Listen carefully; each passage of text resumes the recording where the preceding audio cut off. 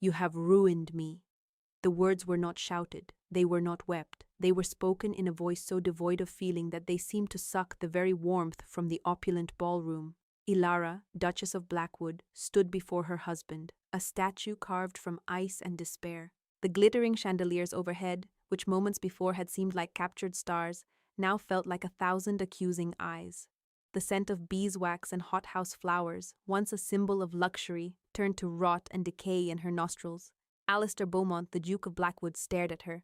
His handsome face, usually a mask of cool indifference that the tone mistook for aristocratic poise, was twisted into something unrecognizable. It was a snarl of fury and wounded pride. In his hand, he held a piece of cream stationery, a letter, the weapon that had just slit her life open from throat to navel. "I have ruined you?" he echoed, his voice low and dangerous, a predator's growl that cut through the sudden horrified silence of the surrounding party-goers. "You, madam, have made a mockery of my name, of my house." He did not need to raise his voice. His power was a physical presence in the room, a weight that pressed down on everyone, most of all on her. He was a prize bull, magnificent and terrifying, and he believed she had tried to lead him by a ring through his nose. He thought her unfaithful. The accusation was so grotesquely wrong, so utterly alien to her very nature, that she could not even summon the strength to deny it. A denial would be a sound, an emotion, and she had none left. She had been drowning for a year in the silent, gilded cage of their marriage. It had been an arrangement, a suitable match between his ancient title and her father's staggering fortune. She had hoped for companionship, perhaps even affection in time. She had received polite indifference, a shared breakfast once a week, separate wings of the house. He was a stranger who slept in a bed down the hall, a man whose presence was defined only by the hollow ache of his absence. And now, this public annihilation. She saw his younger brother, Julian, standing just behind the Duke's shoulder. His face was a perfect mask of concern, his eyes gleaming with a sick, triumphant light that only she seemed to see. He had been so kind these past months, a sympathetic ear against Alistair's coldness. He had brought her books, he had shared harmless gossip, he had been a friend, a viper, she understood now. The slow-moving garrote of Julian's friendship had been tightening all along, preparing for this single, brutal pull. Ilara's gaze drifted from her husband's enraged face to the Blackwood sapphires glittering at her throat, a necklace of impossible weight and value, a wedding gift. It felt like a slave collar. Her hand rose, not in a gesture of supplication, but with a strange dreamlike slowness. Her fingers fumbled with the clasp. A collective gasp went through the room as the necklace, worth a small county, fell from her neck. It landed on the polished marble floor with a sound that was both muted and deafening, a clatter of dead stones. She did not look at it. She looked only at Alistair. "No," she said, and this time there was a flicker of something in her voice, the cold edge of forged steel. "I will not let you." She turned, her back straight, her head held high. The crowd parted before her like the Red Sea, their faces a blur of shock, pity, and cruel excitement. She walked out of the ballroom, out of the townhouse, out of the life that had been slowly suffocating her.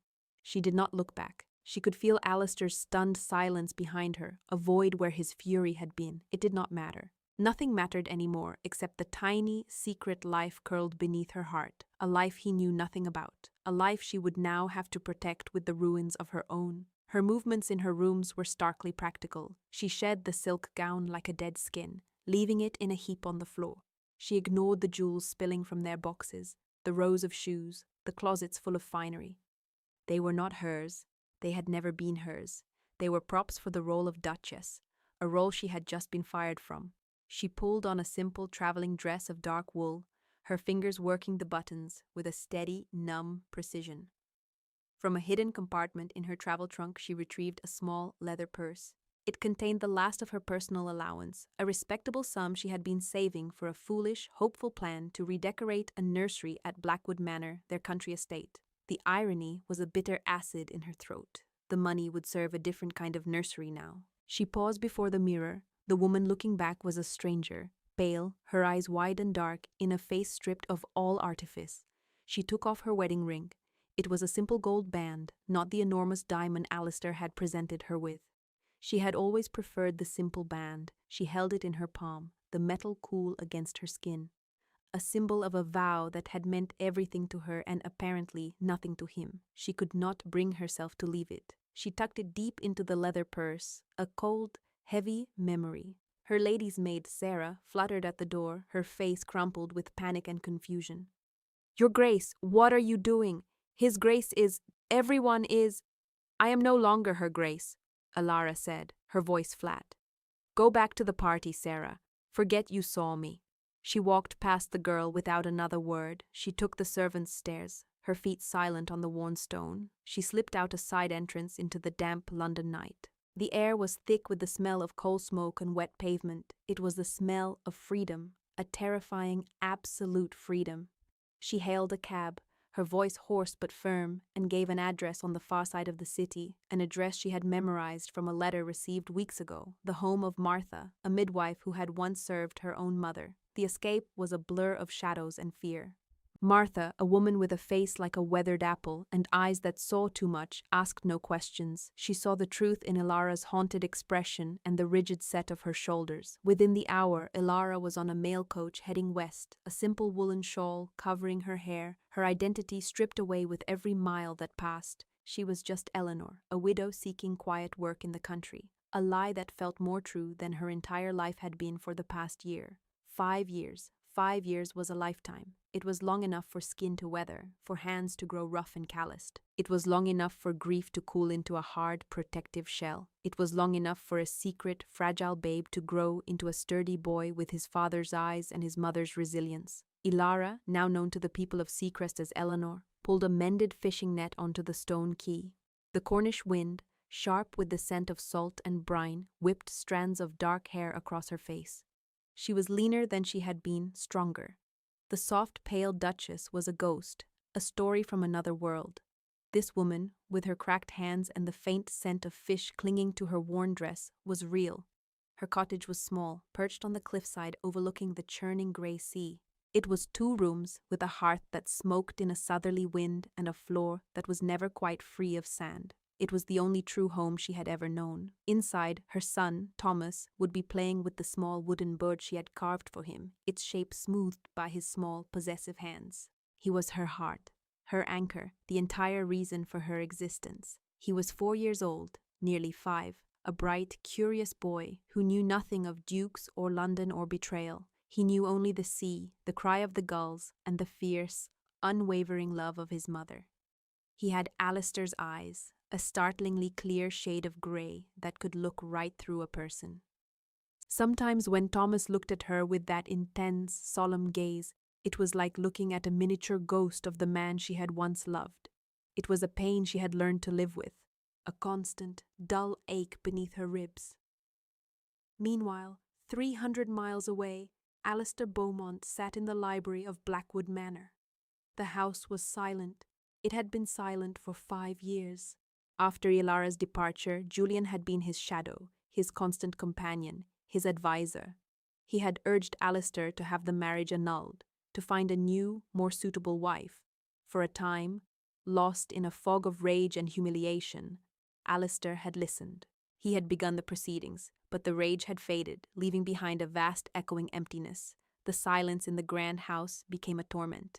He found himself wandering into her rooms, untouched since the night she had fled.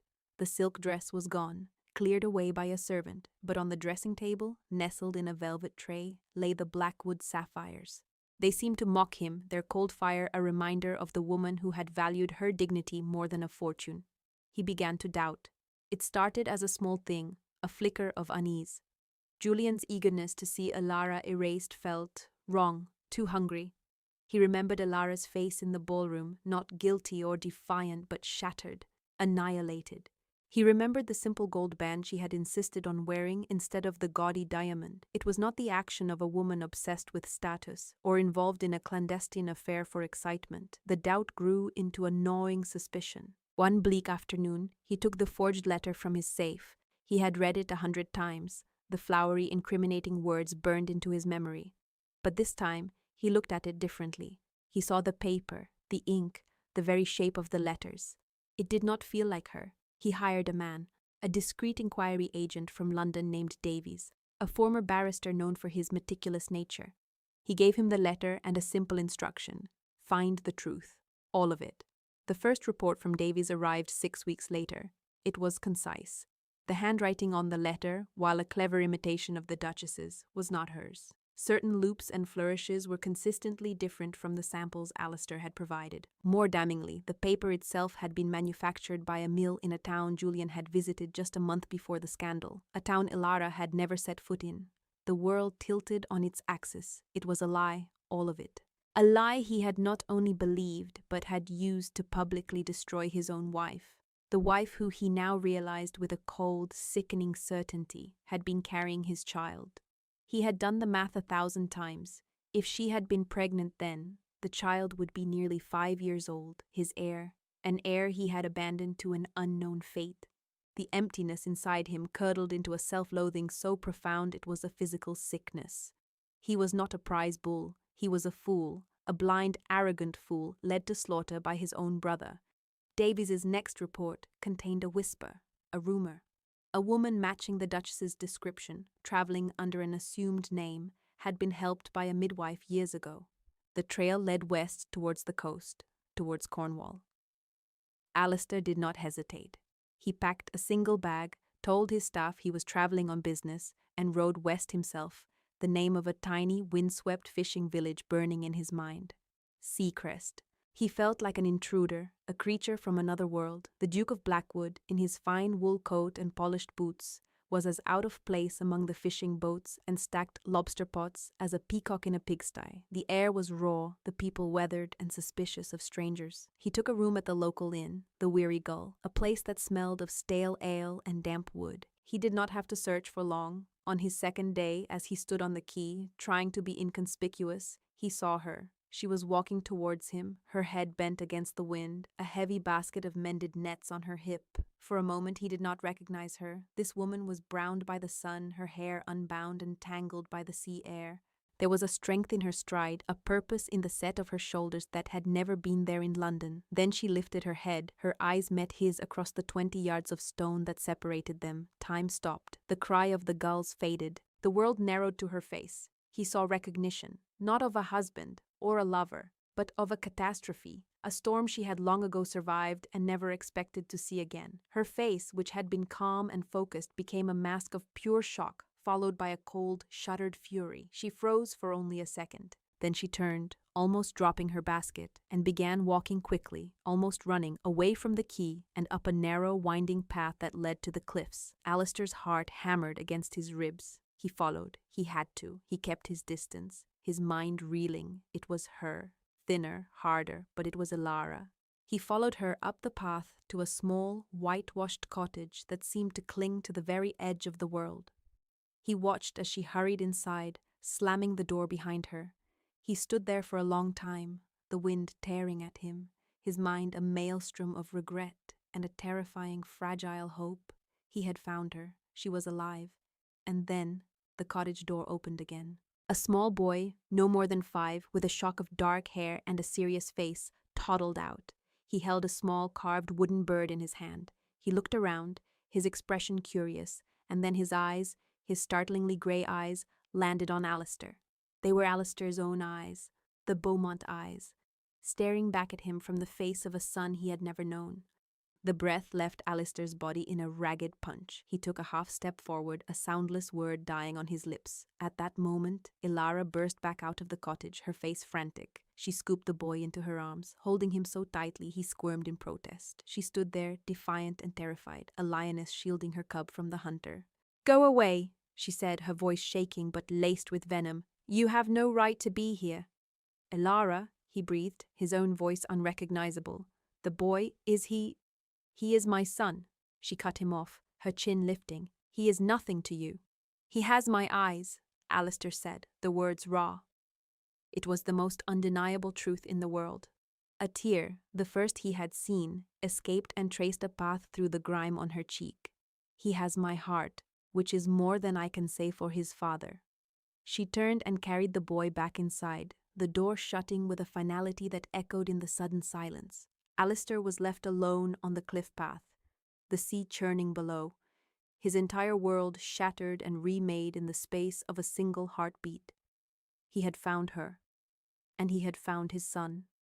A son who looked at him like a stranger, held by a woman who looked at him with pure, undiluted hatred. The atonement had just begun, and he had no idea if it was even possible. He did not leave. He could not.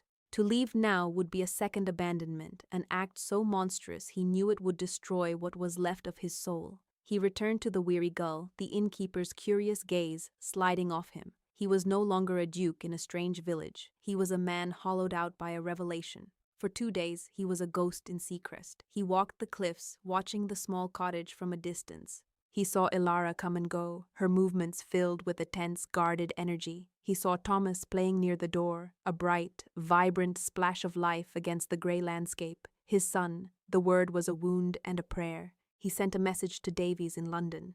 "I have found them. I need proof. Irrefutable proof. Find the doctor Julian used. Find the man who penned the letter.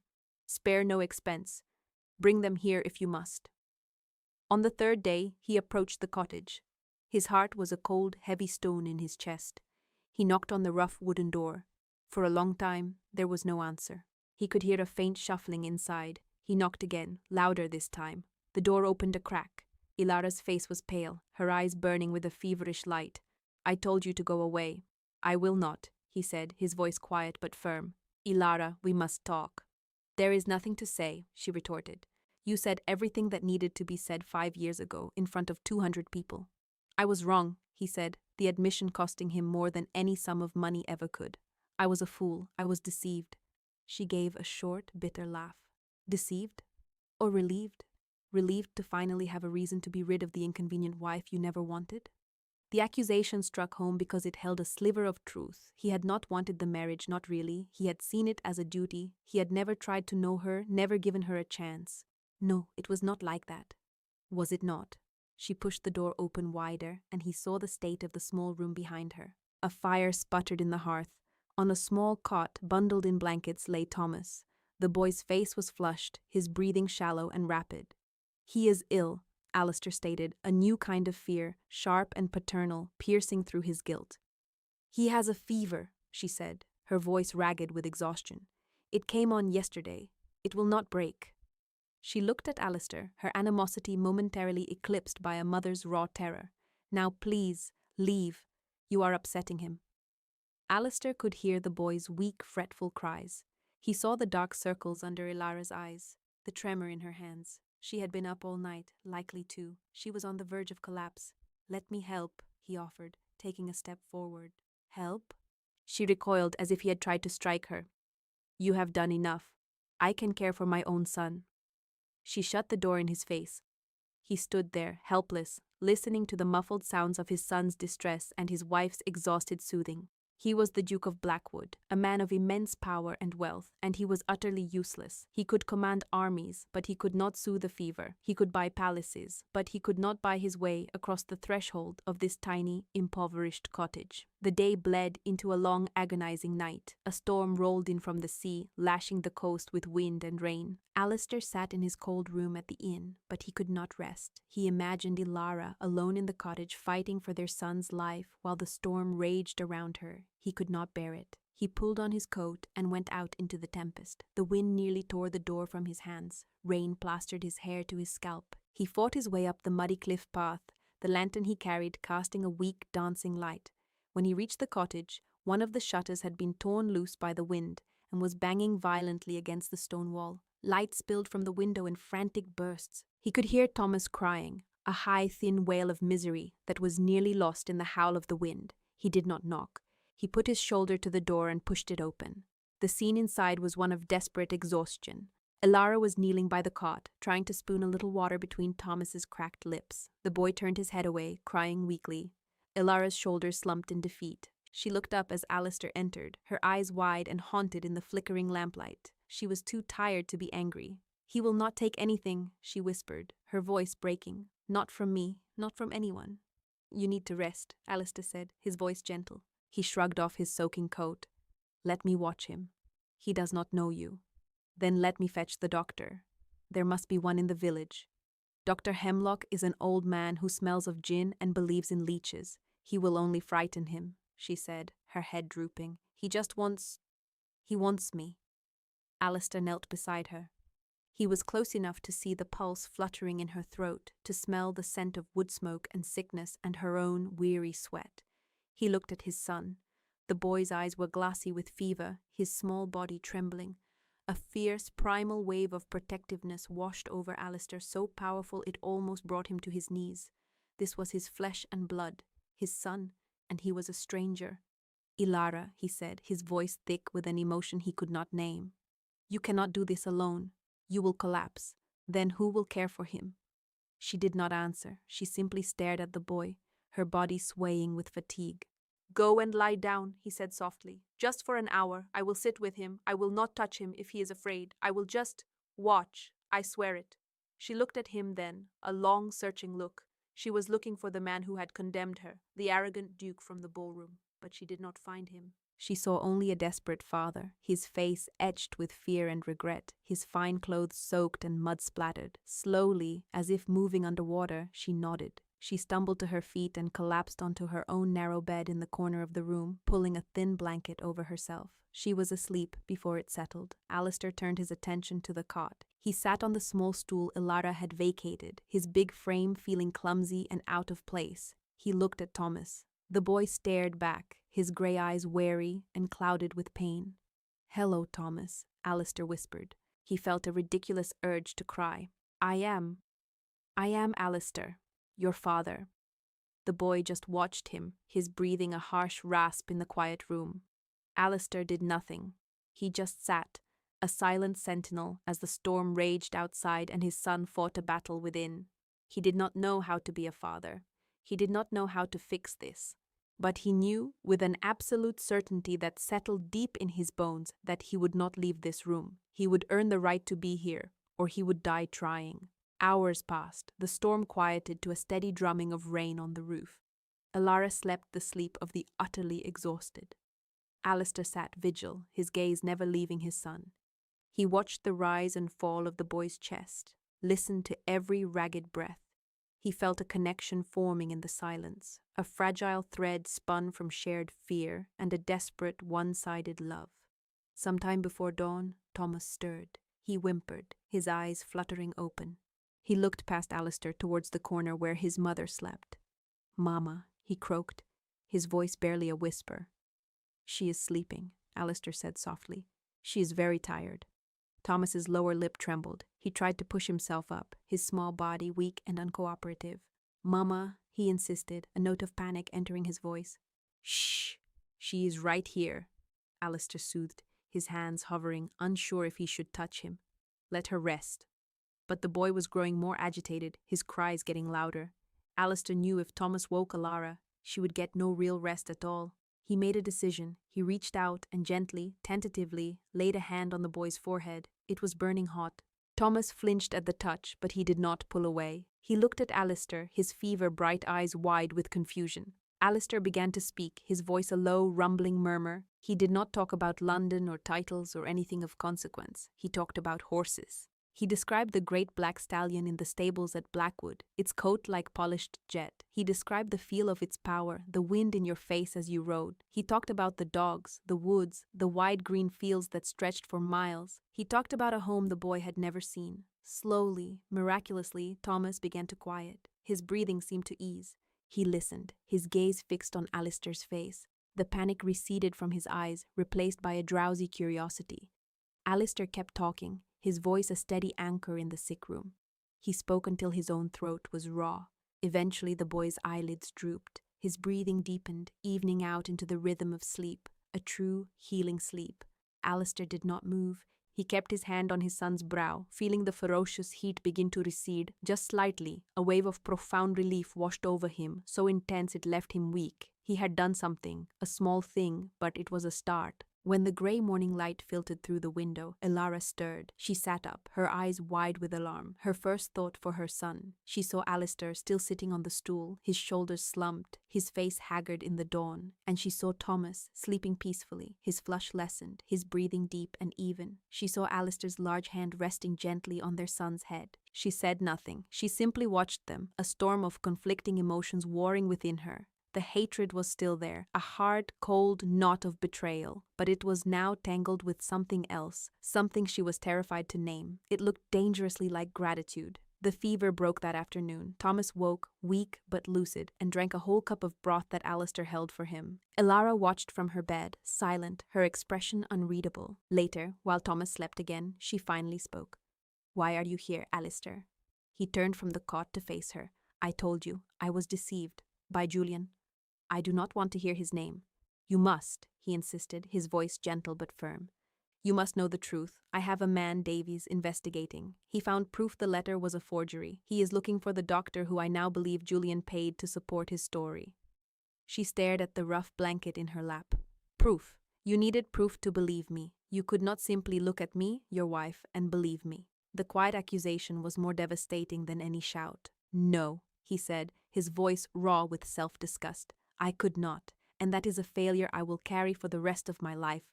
I was blinded by pride, and by a trust I horribly misplaced. I failed you, Ilara, in every way a man can fail his wife. I do not expect you to forgive me. I do not deserve it." He stood and walked to the small window, looking out at the grey, churning sea. "But he is my son. I will not fail him. I will not abandon him again."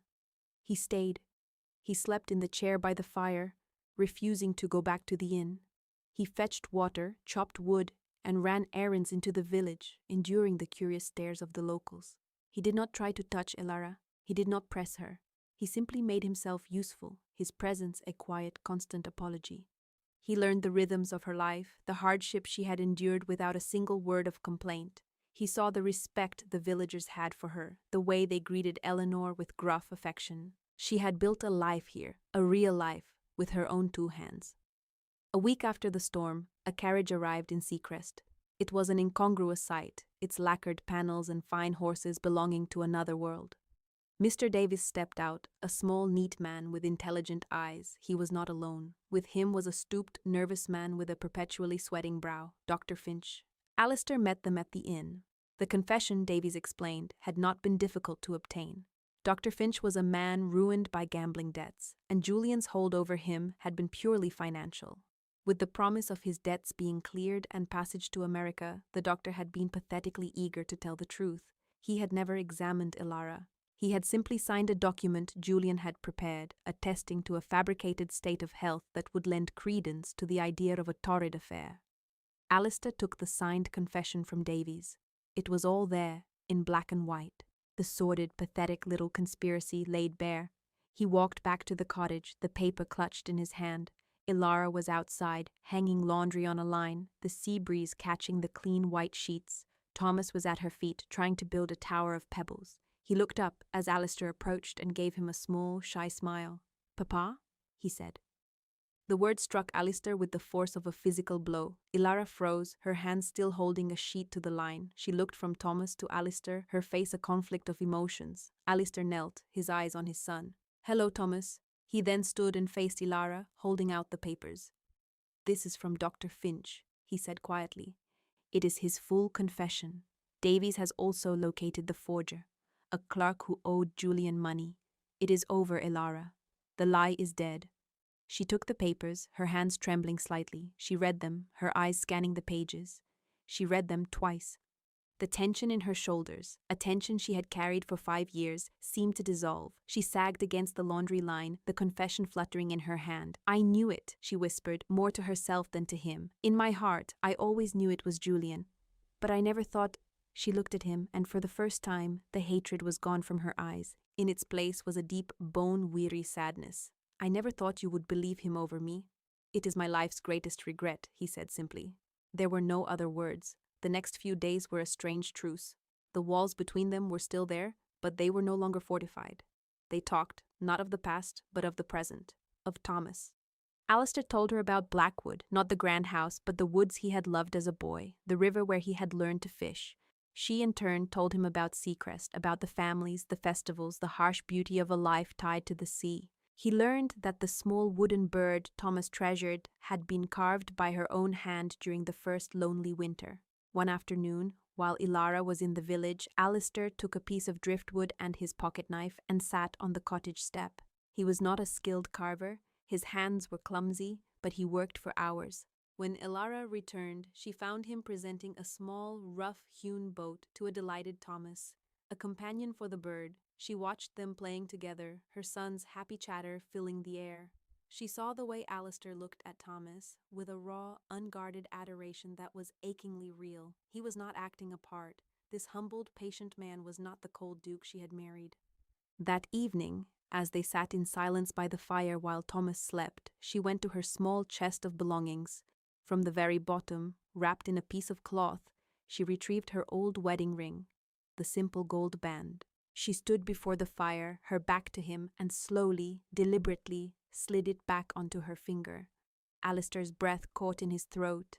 He did not move, did not speak, terrified of breaking the fragile spell. She turned to face him. "What happens now?" she asked, her voice quiet. "Whatever you wish," he answered, his heart pounding. "If you wish to stay here, I will buy this cottage and the entire cliff it stands on. I will provide for you and Thomas in any way you desire. You need never see me again, if that is your choice. I will handle Julian. He will be disowned, sent away. He will never trouble you again. Your name will be cleared. Everyone will know the truth." She looked down at the ring on her hand. "And Blackwood? The dukedom needs an heir." "Blackwood has an heir," he said, his gaze flicking to the sleeping boy. "Thomas. He is my legitimate son, born of my wife. He will be the next Duke of Blackwood. That is not negotiable. His future is secure, with or without me, with or without you at my side." She was silent for a long time, the only sounds the crackle of the fire and the distant sigh of the sea. "He should know his home," she said at last. "He should not be raised in a two-room cottage. Thinking his father is a mysterious visitor from the inn, hope, so fierce and painful it was almost unbearable, surged through Alistair. "Ilara," she met his gaze, her own clear and steady. The forgiveness in her eyes was not a gift freely given, but a conscious choice, an act of profound strength. "I will not go back to being the duchess you married. I will not live in a gilded cage." "I would never ask you to," he said, his voice thick. "I do not want that woman. I want you. The woman who survived. The woman who carved a bird from driftwood and raised our son by the sea. I want Eleanor of Seacrest." She gave him a small, watery smile. "Her hands are very rough." "I have been told," he said, a matching smile touching his own lips, "that they are very strong." He crossed the room in 2 strides. He did not embrace her. He did not presume. He simply took her hand, the one with the ring, and raised it to his lips. He pressed a kiss to her calloused knuckles, a gesture of fealty, of reverence. "Come home, Ilara," he whispered against her skin. "Come home with me. Let us be a family." She did not pull her hand away. "On new terms. On any terms you name." Their return to Blackwood was quiet. There was no grand party. Alistair had dealt with Julian swiftly and brutally. The younger brother was stripped of his allowance and sent to a remote, failing estate on the Scottish border, his social ruin absolute. A carefully worded announcement appeared in the papers, speaking of a grave misunderstanding and the Duchess's long convalescence by the sea. The Tun, ever hungry for a new narrative, accepted it. But for Alistair and Elara, the world of the Tun no longer existed. Their world had shrunk to the boundaries of Blackwood Manor, and then shrunk further to the rooms they now truly shared. The house was no longer silent. It was filled with the sound of a child's laughter, the patter of his running feet in the long galleries. The opulent staterooms remained mostly unused. They lived in the warmer, more comfortable family wing. Their evenings were not spent at dinners or balls, but in the nursery, by a roaring fire. Alistair sat in a large armchair, a book open in his lap, though he was not reading. He was watching his wife. Ilara was on the floor, helping Thomas build a magnificent tower of wooden blocks. Her hair was simply tied back, and she wore a plain dress of dark green wool. She looked up and caught him watching, a soft, genuine smile gracing her lips. It was a smile he had once thought he would never see again. It was a smile he now knew he would spend the rest of his life earning. He had his family, he had his heir. But more than that, he had found his heart in a windswept cottage by the sea, and had, by some miracle he did not deserve, been allowed to bring it home. The atonement was not over. It would be a lifelong process, a daily choice to be the man she and their son deserved. But as he looked at them, bathed in the warm glow of the fire, he knew it was a penance that felt, finally, like grace.